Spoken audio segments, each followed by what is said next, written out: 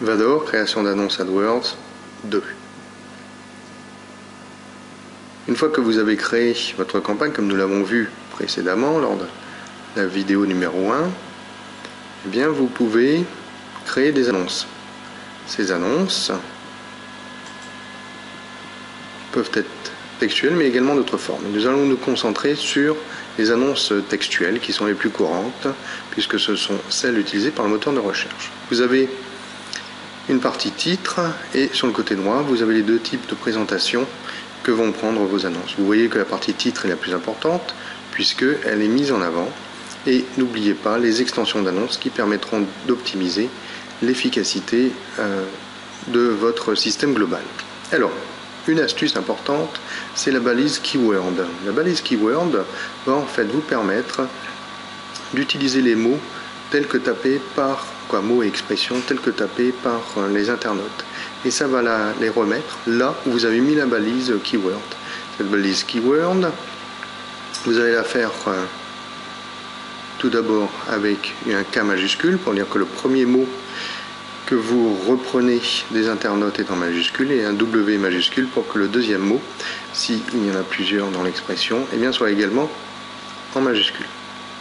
Vous avez vu que non seulement vous pouvez, c'est-à-dire que vous pouvez répéter les mots saisis par les internautes là où vous le souhaitez, dans votre annonce, pas uniquement dans la partie titre. Et si jamais cette expression est trop longue pour le champ de l'annonce, eh bien vous mettez un deux points et un terme qui remplacera l'expression si jamais celle-ci est trop longue par rapport au champ.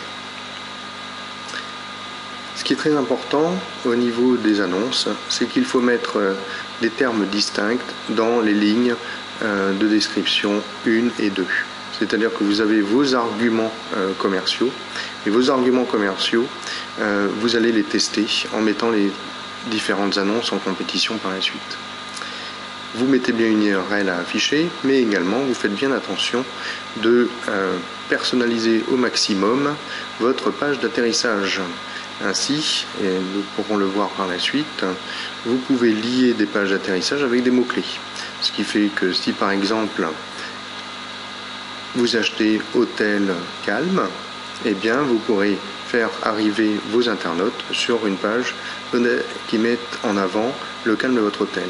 Si vous achetez hôtel peu cher, eh bien vous pouvez également faire varier la page d'atterrissage. Les mots-clés. Alors les mots-clés, le mieux c'est d'utiliser le générateur de mots-clés pour savoir lesquels vous allez utiliser.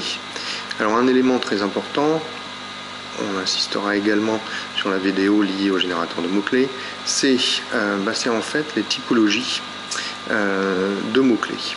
En effet, en fonction de la façon dont vous allez saisir les mots-clés avec des guillemets ou avec des crochets, eh bien le champ sémantique ne sera pas le même. Je m'explique. En requête large, Google prendra tous les mots approchants.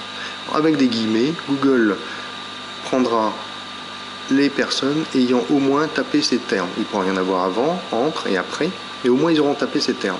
Et enfin les crochets, ils n'auront tapé que les termes que vous aurez saisis. Par exemple, si on met hôtel entre guillemets, eh bien ça veut dire que vous achetez hôtel calme, hôtel économique, etc., etc. Vous pouvez également faire en sorte que certains termes ne soient pas pris en compte.